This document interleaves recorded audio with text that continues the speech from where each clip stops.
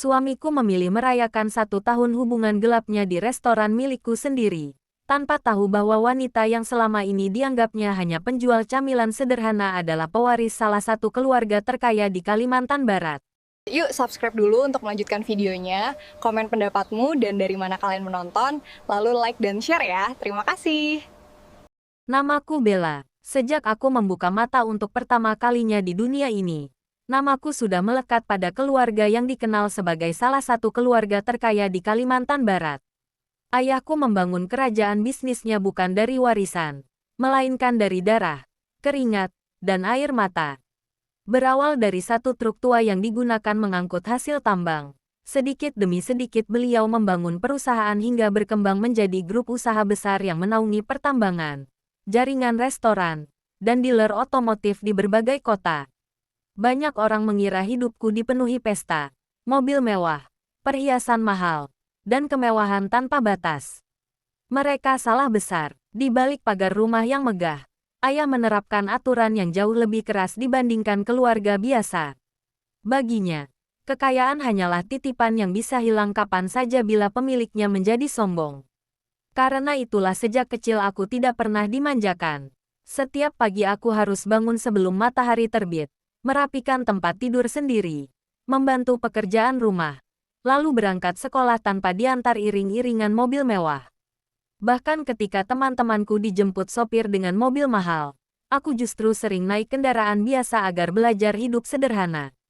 Ayah selalu berkata, orang yang lahir kaya belum tentu pantas disebut orang besar. Orang besar adalah mereka yang tetap rendah hati ketika mampu membeli apapun yang mereka inginkan. Kalimat itu tertanam kuat di dalam hatiku hingga hari ini. Saat usiaku menginjak 18 tahun, ayah tidak langsung memberiku jabatan tinggi di perusahaan. Beliau justru mengirimku ke salah satu restoran milik keluarga sebagai pegawai magang. Tak seorang pun mengetahui identitasku. Aku memakai seragam yang sama dengan karyawan lain, berdiri berjam-jam melayani pelanggan, mengangkat piring kotor, membersihkan meja, mengepel lantai, bahkan mencuci toilet ketika petugas kebersihan berhalangan hadir. Berkali-kali pelanggan membentakku hanya karena pesanan datang terlambat. Pernah suatu malam seorang pelanggan melempar segelas minuman ke arahku karena makanannya dianggap terlalu asin. Aku menangis diam-diam di gudang. Ketika ayah mengetahui kejadian itu, beliau tidak memecat pelanggan tersebut ataupun memarahinya. Beliau justru berkata, kalau hanya karena dihina kau ingin menyerah, bagaimana nanti saat memimpin ribuan karyawan? Sejak hari itu aku belajar menelan rasa sakit tanpa banyak mengeluh. Waktu terus berjalan. Setelah memahami setiap bagian bisnis keluarga dari bawah, ayah mulai mempercayaiku mengelola beberapa cabang restoran. Salah satunya berada di kota Yogyakarta, kota yang hangat, sederhana, dan penuh kenangan. Aku memilih pindah ke sana seorang diri, bukan karena ingin hidup mewah sebagai direktur muda, tetapi karena aku ingin membuktikan bahwa aku mampu berdiri di atas kakiku sendiri tanpa bayang-bayang nama besar keluarga. Semua karyawan mengetahui siapa diriku, tetapi mereka juga memahami satu aturan yang tidak boleh dilanggar, yaitu merahasiakan identitasku di luar lingkungan perusahaan. Di luar restoran, aku hanyalah perempuan biasa yang tinggal di sebuah rumah sederhana, mengenakan pakaian sederhana, dan membuka kios kecil yang menjual aneka camilan di depan rumah. Banyak orang bertanya mengapa aku masih mau berjualan camilan padahal memiliki restoran besar. Jawabanku selalu sama, karena uang bukan tujuan hidupku. Aku hanya ingin tetap mengenal kehidupan yang sesungguhnya. Disitulah aku bertemu Arga. Ia datang pertama kali membeli keripik singkong dan beberapa jajanan lain sepulang kerja. Pembawaannya sopan, tutur katanya lembut, dan senyumnya mampu membuat siapapun merasa nyaman. Hari demi hari ia semakin sering datang. Awalnya hanya membeli camilan. Lama-kelamaan kami mengobrol tentang pekerjaan, keluarga, hingga mimpi-mimpi sederhana. Ia mengaku bekerja di kantor pajak dan bercita-cita memiliki keluarga kecil yang harmonis. Aku jatuh hati pada kesederhanaannya. Untuk pertama kalinya aku merasa ada seseorang yang menyukaiku bukan karena nama keluargaku, bukan karena rekeningku, melainkan karena diriku sendiri. Ketika ia menyatakan cinta, aku menerima tanpa ragu. Bahkan aku mengambil keputusan terbesar dalam hidupku, menyembunyikan seluruh identitas dan kekayaanku. Aku ingin menguji apakah cinta benar-benar mampu bertahan tanpa dibangun di atas kemewahan. Kami menikah secara sederhana. Tidak ada pesta megah, tidak ada tamu pejabat, tidak ada pemberitaan media. Ayah hanya tersenyum dan menghormati keputusanku. Sebelum akad berlangsung beliau menggenggam tanganku erat lalu berbisik. Ayah tidak peduli dia miskin atau kaya. Yang ayah pedulikan hanya satu. Jangan pernah biarkan dia mengkhianati kepercayaanmu.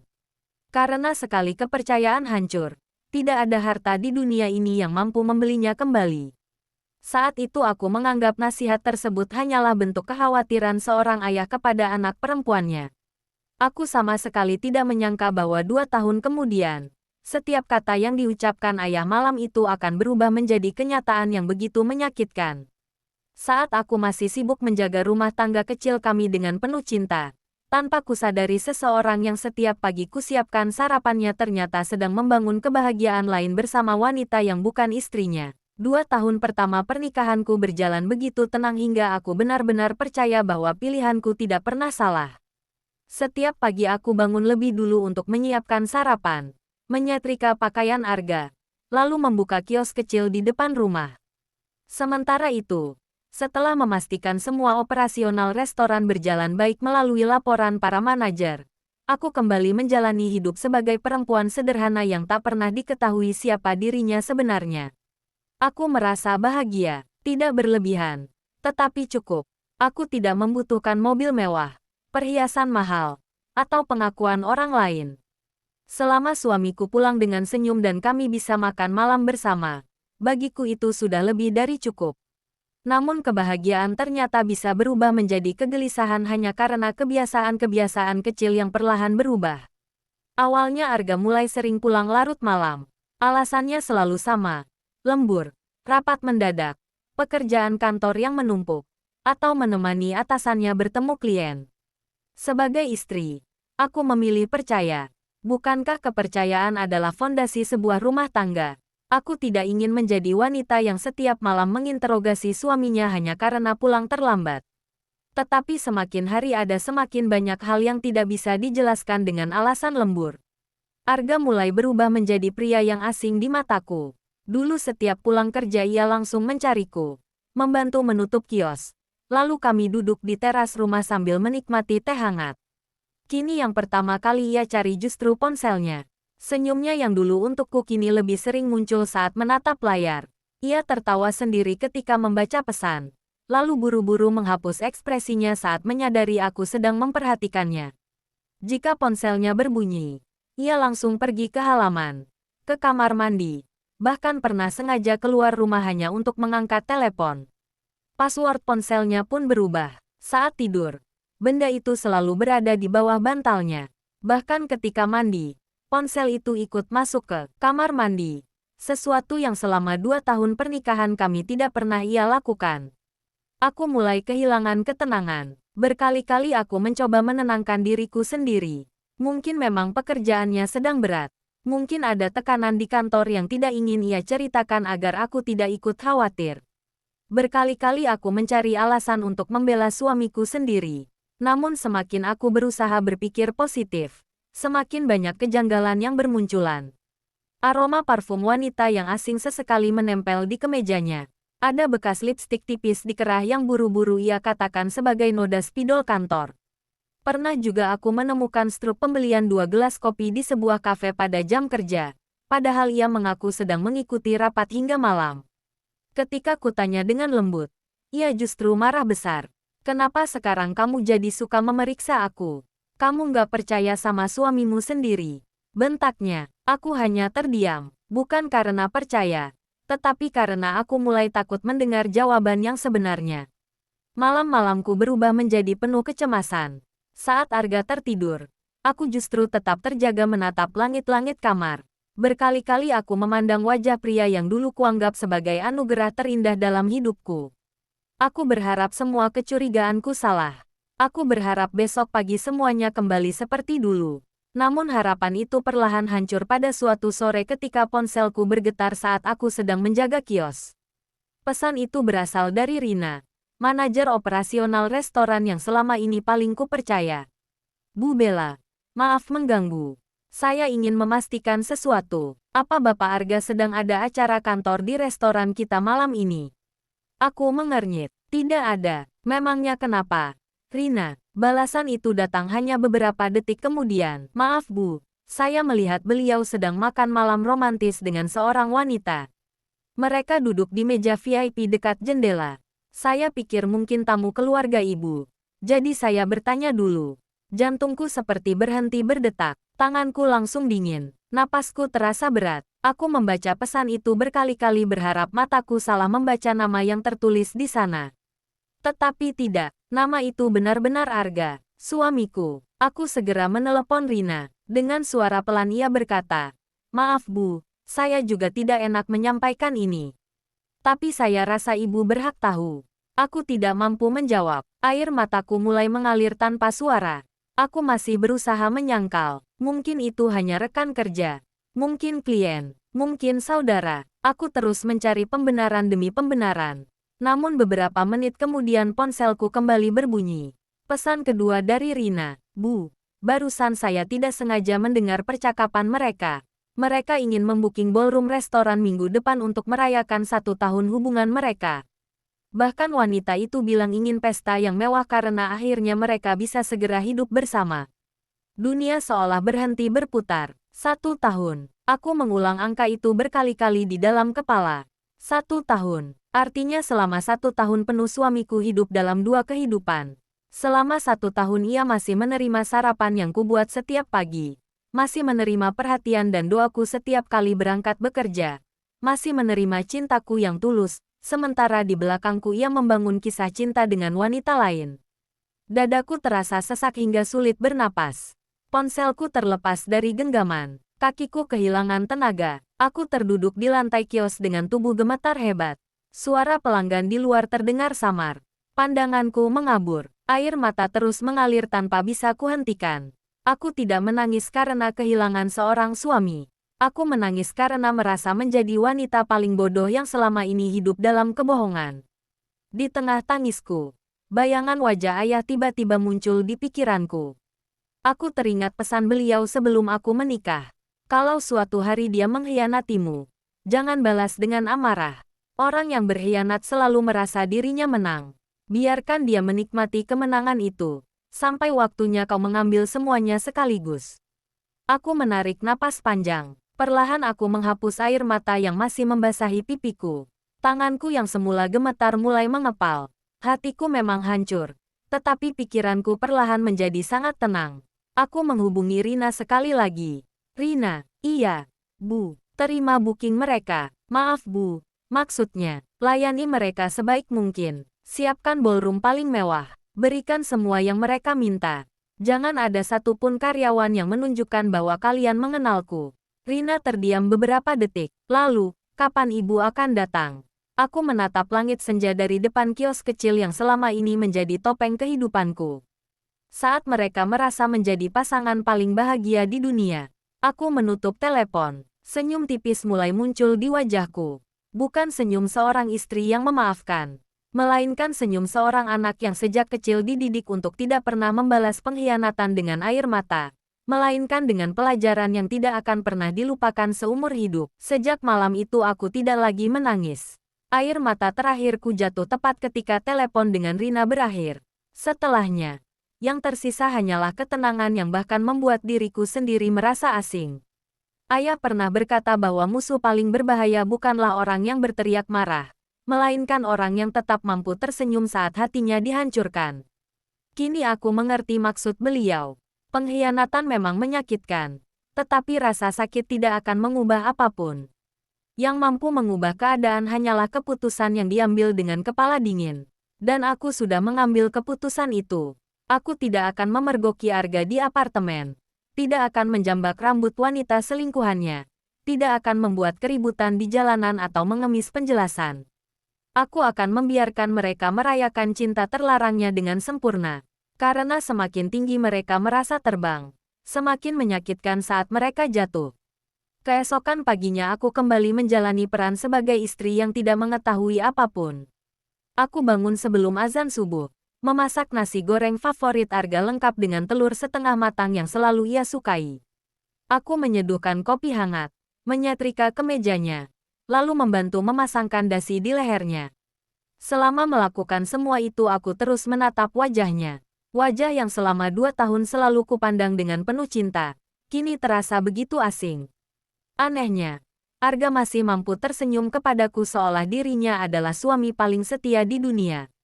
Kamu kok cantik banget pagi ini, katanya sambil mencubit pipiku. Aku membalas senyum kecil. Masa? Iya, aku beruntung punya istri kayak kamu. Kalimat itu menusuk jauh lebih dalam dibandingkan penghinaan apapun.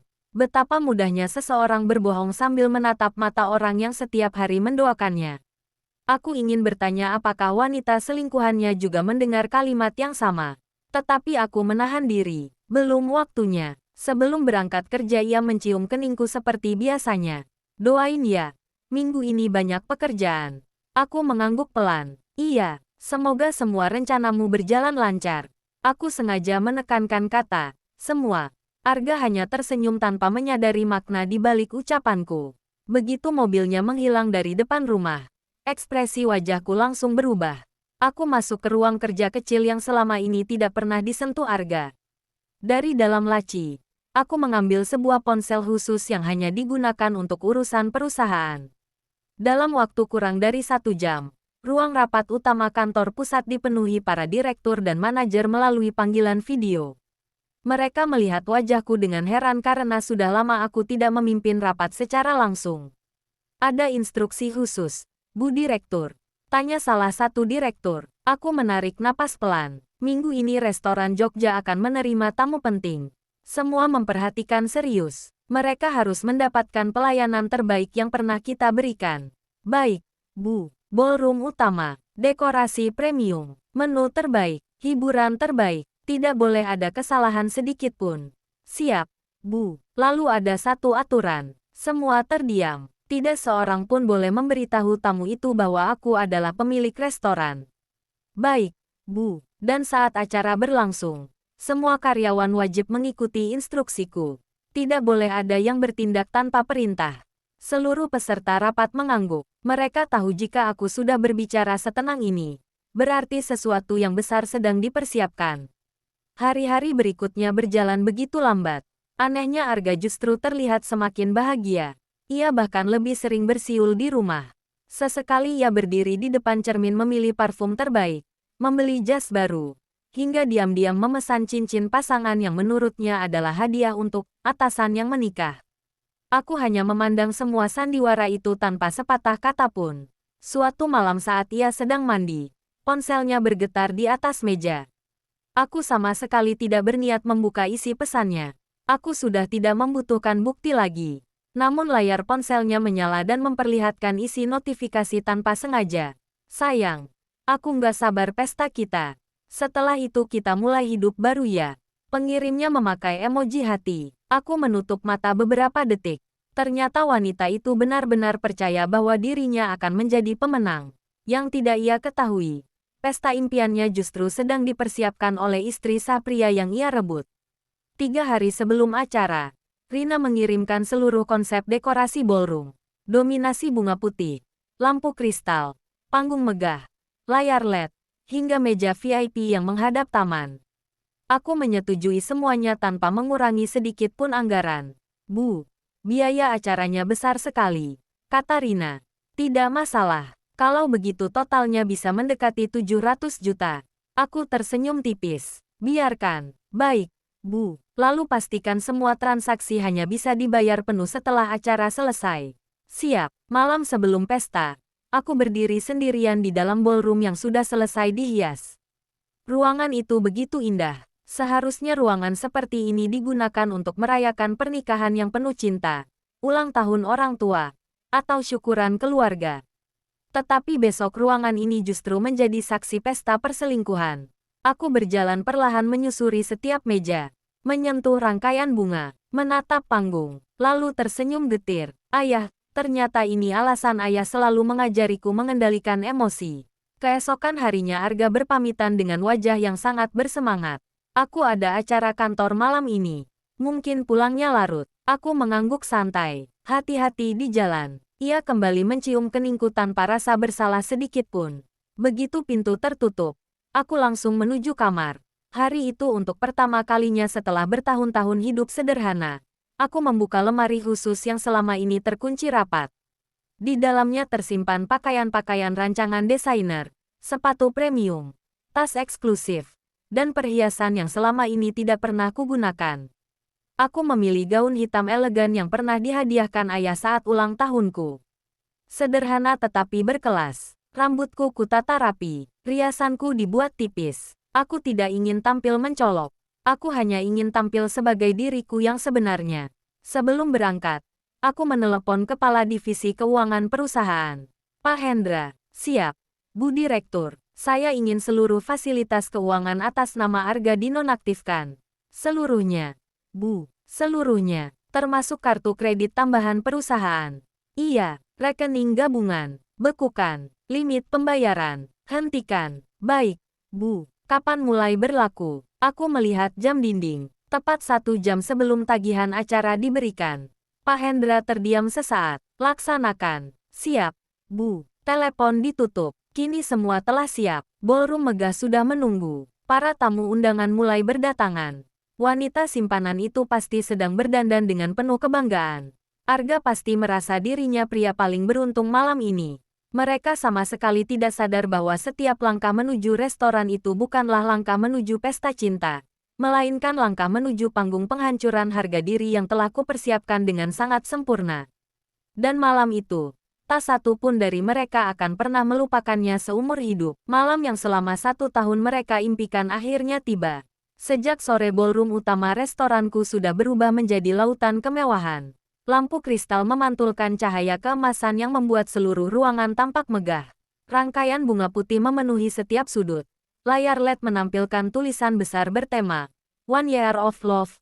Alunan musik romantis mengiringi setiap tamu yang datang. Sementara para pelayan dengan seragam terbaik berdiri rapi menyambut para undangan. Tidak ada satupun yang mengetahui bahwa pemilik restoran itu sedang mengawasi semuanya dari ruang CCTV di lantai atas. Aku duduk tenang di depan puluhan layar monitor, ditemani Rina dan kepala keamanan. Mataku tidak pernah lepas dari sosok Arga yang malam itu tampil begitu gagah mengenakan jas hitam baru yang bahkan kubantu memilih ukurannya beberapa hari sebelumnya. Ironisnya, jas itu ia kenakan bukan untuk membahagiakan istrinya, melainkan untuk merayakan 1 tahun perselingkuhannya. Beberapa menit kemudian wanita itu datang. Cantik, anggun, dan percaya diri. Ia mengenakan gaun merah menyala sambil menggandeng lengan Arga tanpa sedikit pun rasa bersalah. Di depan semua tamu ia tersenyum seolah dirinya adalah wanita paling beruntung di dunia. Para rekan kerja Arga mulai berdatangan satu persatu. Sebagian besar mengenalku sebagai istri Arga karena pernah beberapa kali bertemu di acara kantor. Tetapi mereka tampak kebingungan melihat wanita lain berdiri di sampingnya. Namun tak satu pun berani bertanya. Sebagian memilih diam. Sebagian lagi justru ikut tertawa dan memberikan ucapan selamat. Aku hanya tersenyum pahit melihat kenyataan itu. Ternyata pengkhianatan seringkali tidak dilakukan sendirian. Banyak orang mengetahui sebuah kesalahan, tetapi memilih bungkam karena merasa bukan urusan mereka. Acara dimulai. Seorang pembawa acara naik ke atas panggung dan mengucapkan selamat datang kepada seluruh tamu. Lalu Arga dipersilakan memberikan sambutan. Dengan percaya diri ia menggenggam tangan wanita selingkuhannya, menatap seluruh tamu. Kemudian berkata, "Terima kasih sudah meluangkan waktu hadir malam ini. Malam ini sangat berarti bagi kami karena tepat 1 tahun yang lalu kami memutuskan untuk berjalan bersama. Terima kasih karena sudah menjadi wanita yang selalu mendukungku di saat aku merasa hidupku tidak bahagia." Kalimat terakhir itu membuat dadaku sesak. Jadi selama ini, aku adalah sumber ketidakbahagiaannya. Wanita itu kemudian mengambil mikrofon. Dengan mata berkaca-kaca ia berkata, "Aku tahu perjalanan kita tidak mudah. Banyak orang mungkin akan menghakimi hubungan kita. Tapi aku percaya cinta sejati selalu menemukan jalannya. Aku tidak peduli masa lalu. Yang penting masa depan kita." Seluruh ruangan dipenuhi tepuk tangan. Beberapa tamu bahkan berdiri memberikan standing applause. Aku menarik napas panjang. Ternyata mereka benar-benar bangga atas hubungan yang dibangun di atas kebohongan. Tak lama kemudian layar LED mulai menampilkan kumpulan foto-foto mereka selama 1 tahun terakhir. Foto saat liburan ke Bali. Foto makan malam romantis. Foto saling menggenggam tangan. Foto bertukar hadiah. Bahkan ada foto ketika Arga sedang memeluk wanita itu sambil tersenyum bahagia. Aku memperhatikan tanggal pada setiap foto. Beberapa di antaranya diambil tepat pada hari ulang tahun pernikahan kami. Ada juga foto saat aku sedang menjaga ayah yang sakit di Kalimantan Barat. Saat itu Arga mengaku tidak bisa ikut karena pekerjaan kantor. Kini aku tahu kemana sebenarnya ia pergi. Air mataku hampir jatuh, namun aku segera menghapusnya. Tangisan bukan lagi milikku malam ini. Malam ini adalah milik mereka. Biarkan mereka menikmati setiap detiknya. Setelah acara makan malam selesai, Arga berdiri kembali di atas panggung sambil mengeluarkan sebuah kotak kecil dari saku jasnya. Ia berlutut di hadapan wanita itu. Selama 1 tahun kamu sudah membuat hidupku jauh lebih berarti. Maukah kamu terus berjalan bersamaku? Wanita itu menangis haru. Iya, aku mau. Ruangan kembali bergemuruh oleh tepuk tangan. Beberapa tamu bahkan berteriak. Cium, cium. Arga tanpa rasa malu mencium kening wanita itu. Aku memejamkan mata beberapa detik. Selesai. Sudah cukup. Kini giliranku. Aku mengangguk pelan kepada Rina melalui kamera CCTV. Ia langsung memahami instruksiku. Beberapa menit kemudian seluruh tamu mulai bersiap pulang. Sesuai prosedur, Rina menghampiri Arga sambil membawa map hitam berisi rincian tagihan. Selamat malam, Pak. Terima kasih sudah mempercayakan acara ini kepada kami. Ini total tagihannya. Arga menerimanya dengan santai. Ia bahkan masih sempat bercanda dengan para tamu. Ah, urusan beginian gampang. Ia membuka map itu. Senyumnya perlahan menghilang. Total pembayaran, 700 juta rupiah. Namun ia tetap terlihat percaya diri.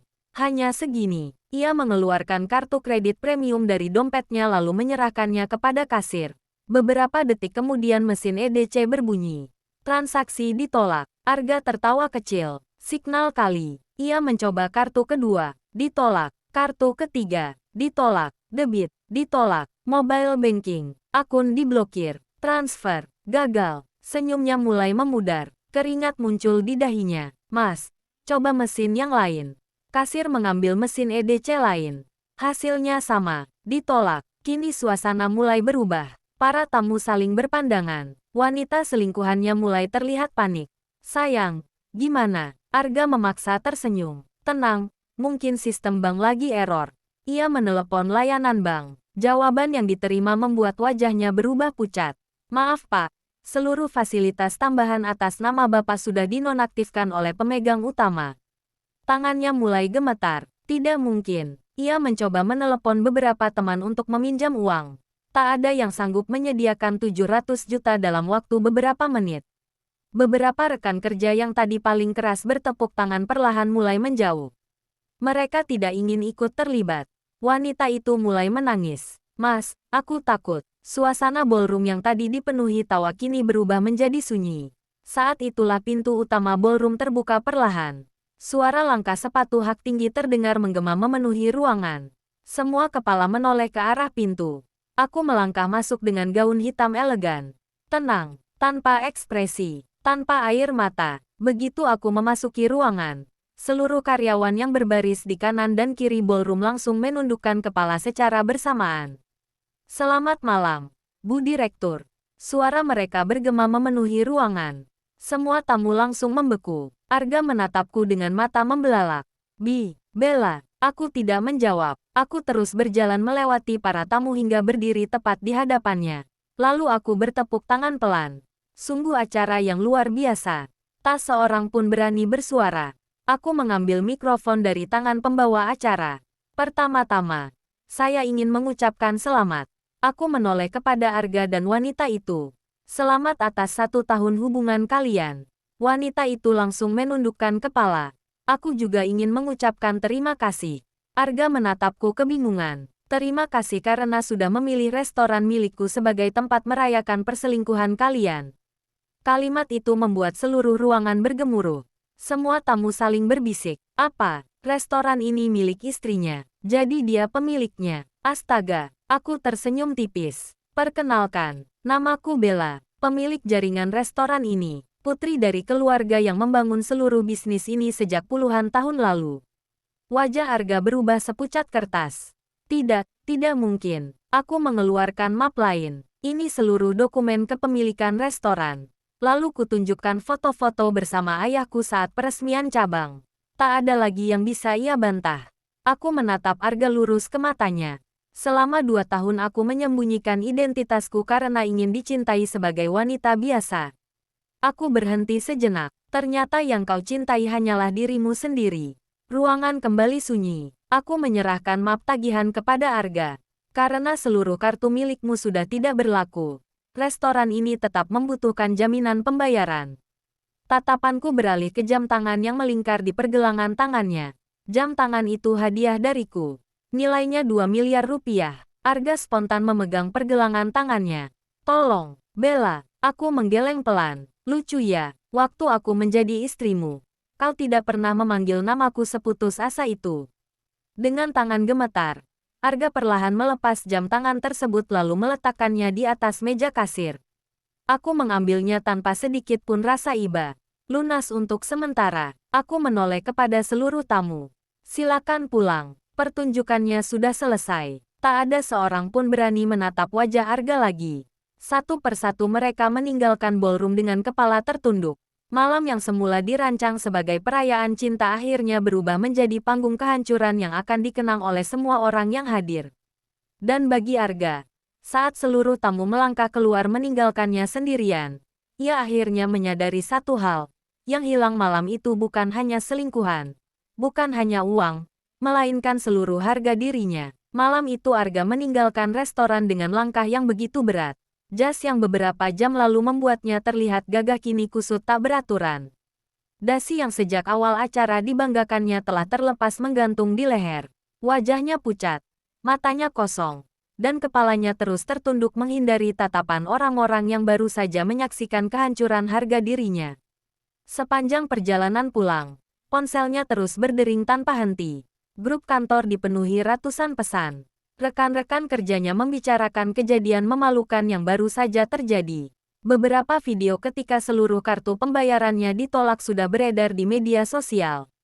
Potongan video saat semua karyawan menundukkan kepala kepadaku sambil mengucapkan, "Selamat malam, Bu Direktur," juga mulai viral. Dalam hitungan jam, nama Arga menjadi bahan pembicaraan banyak orang. Pria yang selama ini menjaga citra sebagai suami baik ternyata tertangkap sedang merayakan 1 tahun perselingkuhannya di restoran milik istrinya sendiri. Lebih menyakitkan lagi, banyak orang baru mengetahui bahwa istri yang selama ini dianggap hanya penjual camilan sederhana ternyata adalah pewaris kerajaan bisnis besar dari Kalimantan Barat. Sementara itu aku telah lebih dulu tiba di rumah. Tidak ada tangisan, tidak ada amarah. Aku hanya berdiri di ruang tamu memperhatikan 2 koper besar yang sudah disiapkan oleh pembantuku. Seluruh pakaian Arga, dokumen pribadinya, sepatu, jam kerja, hingga perlengkapan sehari-harinya telah tersusun rapi di dalam koper. Tidak ada satu barang pun yang kubuang. Aku tidak ingin dituduh bertindak karena emosi. Aku hanya mengembalikan seluruh miliknya agar ia benar-benar memahami bahwa mulai malam ini, kehidupannya tidak lagi memiliki tempat di rumah itu. "Apa semuanya sudah selesai?" tanyaku kepada pembantuku. "Sudah, Bu. Pastikan tidak ada barang pribadi saya yang ikut terbawa. Sudah kami periksa berkali-kali, Bu." Aku mengangguk pelan. Kemudian aku memanggil kepala keamanan. "Pak Surya." "Siap, Bu. Mulai malam ini, Pak Arga bukan lagi penghuni rumah ini." Beliau terdiam sesaat. Kalau beliau memaksa masuk, tolak dengan sopan. Kalau beliau marah, tetap jangan buka gerbang. "Baik, Bu." Tak lama kemudian suara mobil berhenti di depan rumah. Dari balik jendela aku melihat Arga turun dengan langkah tergesa-gesa. Mungkin sepanjang perjalanan ia masih berharap semua yang terjadi hanyalah mimpi buruk. Namun harapan itu langsung runtuh ketika melihat 2 koper besar berdiri tepat di depan pagar rumah. "Apa ini?" teriaknya. Security tetap berdiri tegak. "Maaf Pak, kami menjalankan perintah Ibu." Arga mencoba membuka pagar sendiri. Namun gerbang elektronik telah dikunci dari dalam. Pak Surya, buka gerbangnya. Ini rumah saya. Pak Surya menggeleng pelan. Maaf Pak, rumah ini atas nama Ibu Bella. Kalimat itu membuat Arga membeku. Selama ini ia memang tidak pernah memperhatikan dokumen kepemilikan rumah. Ia mengira rumah itu dibeli dari hasil tabungan bersama. Padahal sejak awal seluruh aset tersebut adalah milikku. Arga mulai mengetuk pagar dengan panik. Bella, Bella, tolong buka. Kita bisa bicara. Aku akhirnya keluar dari dalam rumah. Namun aku tidak mendekatinya. Aku berdiri beberapa meter dari gerbang dengan wajah tenang. Arga langsung berlutut. Bella, aku salah. Aku hanya memandangnya tanpa ekspresi. Maafkan aku. Tetap tidak ada jawaban. Aku hilaf. Aku masih diam. Aku putus sama dia. Aku janji. Aku nggak akan ketemu dia lagi. Aku tersenyum tipis. Aneh ya. Arga mengangkat wajahnya. 2 tahun aku menjadi istrimu. Aku tidak pernah sekalipun mendengar kamu meminta maaf karena pulang terlambat. Aku berhenti sejenak, tapi malam ini, setelah semua orang tahu siapa aku sebenarnya, permintaan maafmu tiba-tiba bermunculan. Arga menangis. Bukan karena harta kamu, Bella. Aku benar-benar sayang sama kamu. Aku menggeleng pelan. Kalau memang sayang, kamu tidak akan sanggup membagi hatimu. Ia kembali memohon, kasih aku satu kesempatan lagi. Aku menarik sebuah map dari tangan pengacaraku yang sejak tadi berdiri di belakangku. Ini kesempatan terakhirmu. Arga buru-buru mengambil map itu. Namun wajahnya kembali pucat ketika membaca halaman pertama. Surat gugatan cerai. Tangannya gemetar hebat. Kamu, serius. Aku tidak pernah main-main dengan kepercayaan. Air mata Arga semakin deras. Aku bisa berubah. Aku percaya. Harapan kembali muncul di wajahnya. Tapi perubahanmu bukan lagi tanggung jawabku. Kalimat itu membuatnya kembali terdiam. Aku melanjutkan dengan suara yang tetap tenang. Sejak kecil ayah mengajariku bahwa uang bisa dicari lagi. Perusahaan bisa dibangun lagi. Bahkan rumah bisa dibeli lagi. Tapi harga diri seorang perempuan yang dikhianati tidak boleh dibiarkan diinjak untuk kedua kalinya. Aku menyerahkan sebuah amplop lain. Itu biaya kontrakanmu untuk 3 bulan. Arga menatapku tak percaya. Kamu masih ngasih aku uang. Aku hanya ingin memastikan setelah malam ini kamu tidak punya alasan mengatakan bahwa aku meninggalkanmu tanpa belas kasihan. Ia menangis semakin keras. Tetapi hatiku sudah tidak lagi bergerak. Bukan karena aku kejam, melainkan karena rasa cintaku telah habis tepat pada malam ketika ia berdiri di atas panggung dan menyebut wanita lain sebagai sumber kebahagiaannya. Aku berbalik menuju pintu rumah. Sebelum masuk, aku menghentikan langkah sejenak tanpa menoleh ke belakang. Oh ya, Arga, iya, besok pagi pengacaraku akan menghubungi kantormu. Semua proses hukum akan berjalan sesuai aturan. Aku tidak akan mengambil hakmu yang memang menjadi milikmu. Tapi jangan pernah lagi mencoba mengambil hak yang bukan milikmu, termasuk diriku. Pintu rumah perlahan tertutup. Suara tangisan Arga masih terdengar dari luar pagar. Tetapi tidak ada lagi yang mampu mengubah keputusan yang telah kubuat. Beberapa minggu kemudian gugatan cerai resmi dikabulkan. Arga kehilangan rumah tangganya, kehilangan kepercayaan rekan-rekan kerjanya, dan akhirnya memilih mengundurkan diri karena tidak sanggup menghadapi cibiran yang terus menghantuinya. Sementara wanita yang selama ini begitu bangga menjadi orang ketiga juga meninggalkannya setelah mengetahui bahwa semua kemewahan yang selama ini dinikmati ternyata berasal dari fasilitas yang tidak lagi dimilikinya.